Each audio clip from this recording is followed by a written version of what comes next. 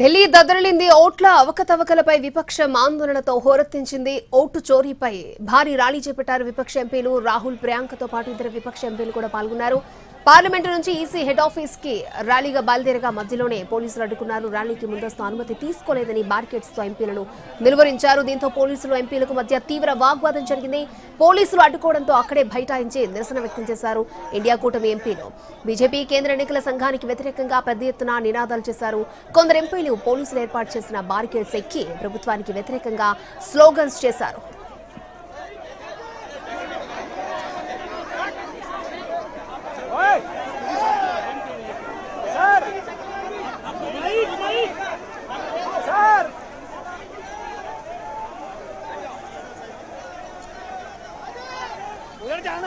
ఢిల్లీ దద్దరిల్లింది. ఓట్ల అవకతవకలపై విపక్షం ఆందోళనతో ఢిల్లీ హోరెత్తింది. ఓటు చోరీపై భారీ ర్యాలీ చేపట్టారు విపక్ష ఎంపీలు. రాహుల్, ప్రియాంకతో పాటు ఇతర విపక్ష ఎంపీలు పాల్గొన్నారు. పార్లమెంట్ నుంచి ఈసీ హెడ్ ఆఫీస్ వరకు ర్యాలీగా బయలుదేరగా మధ్యలోనే పోలీసులు అడ్డుకున్నారు. ర్యాలీకి ముందస్తు అనుమతి తీసుకోలేదని బార్కెట్స్ తో ఎంపీలను నిలువరించారు. దీంతో పోలీసులు ఎంపీలకు మధ్య తీవ్ర వాగ్వాదం జరిగింది. పోలీసులు అడ్డుకోవడంతో అక్కడే బైఠాయించి నిరసన వ్యక్తం చేశారు ఇండియా కూటమి ఎంపీలు.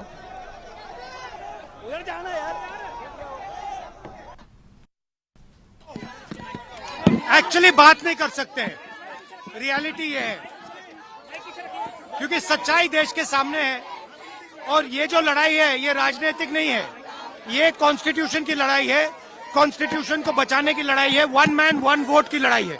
इसीलिए हमें साफ प्योर वोटर लिस्ट चाहिए। वो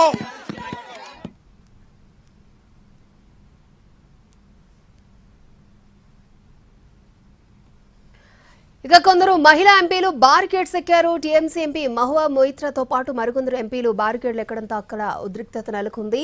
అక్కడ తీవ్ర వాగ్వాదం చోటు చేసుకుంది పోలీసులతో ఇండియా కూటమి ఎంపీలకి. రైట్, తాజా పరిస్థితులను అందించడానికి మా ప్రతినిధి ప్రసాద్ ఢిల్లీ నుంచి లైవ్ లో రెడీగా ఉన్నారు. ప్రసాద్, పార్లమెంటుకు అదేవిధంగా కేంద్ర ఎన్నికల సంఘానికి మధ్యనే ఉంది పార్లమెంట్ స్ట్రీట్ పోలీస్ స్టేషన్. అయితే పార్లమెంట్ నుంచి శాంతియుతంగా ర్యాలీగా వచ్చి కేంద్ర ఎన్నికల సంఘానికి విజ్ఞాపన పత్రం అందజేయాలని చెప్పి దాదాపు 300 పైగా ఉభయ సభలకు చెందినటువంటి ప్రతిపక్షాల పార్టీలకు చెందినటువంటి ఎంపీలంతా కూడా వస్తున్న సందర్భంలో వారందరూ కూడా అడ్డుకోవడం జరిగింది. వారిని నిలువరించారు.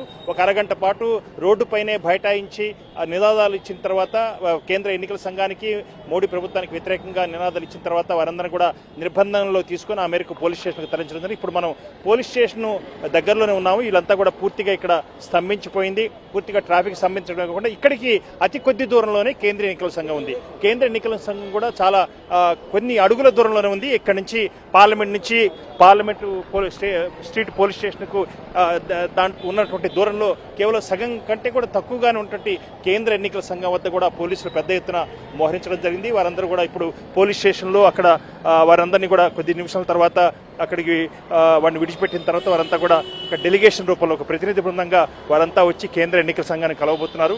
ఈ పోలీస్ స్టేషన్ తీసుకొచ్చినటువంటి వాళ్ళు అఖిలేష్ యాదవ్, అదేవిధంగా రాహుల్ గాంధీ, ప్రియాంక గాంధీతో పాటు అనేక మంది ప్రముఖ ప్రతిపక్షాలకు చెందినటువంటి ఎంపీలంతా కూడా ఉన్నారు. వారందరూ కూడా ఇప్పుడు ఒక డెలిగేషన్ రూపంలో ప్రతినిధి బృందంగా వారంతా వచ్చి కేంద్ర ఎన్నికల సంఘానికి తమ విజ్ఞాపన పత్రాన్ని అందజేయడం. ప్రధానంగా బీహార్లో దాదాపు 65 లక్షల పైగా ఓట్లు గల్లంతయ్యాయి. అదేవిధంగా బీహార్ ఎన్నికలు అతి త్వరలోనే అసెంబ్లీ ఎన్నికలు రాబోతున్నాయి. ఈ తరుణంలో కేంద్ర ఎన్నికల సంఘం పూర్తి స్థాయిలో చర్యలు తీసుకోవాలని చెప్పి డిమాండ్ చేయడం జరిగింది. అయితే దీనికి సంబంధించి కేంద్ర ఎన్నికల సంఘం కూడా ఇదే సమయంలో కొద్ది సమయంలోనే ఎలాంటి ఫిర్యాదులు రావాలని చెప్పి కూడా చెప్పడం జరిగింది. మరికొద్ది సమయంలోనే వీరంతా కూడా ప్రతిబృందంగా వచ్చి కేంద్ర ఎన్నికల సంఘానికి తమ విజ్ఞాపన పత్రాన్ని అందజేయబోతున్నారు. ప్రధానంగా అతి కొద్ది నిమిషాల్లోనే వీరంతా కూడా పోలీస్ స్టేషన్ నుంచి నేరుగా కేంద్ర ఎన్నికల సంఘానికి రాబోతున్నారు. ఓకే ప్రసాద్.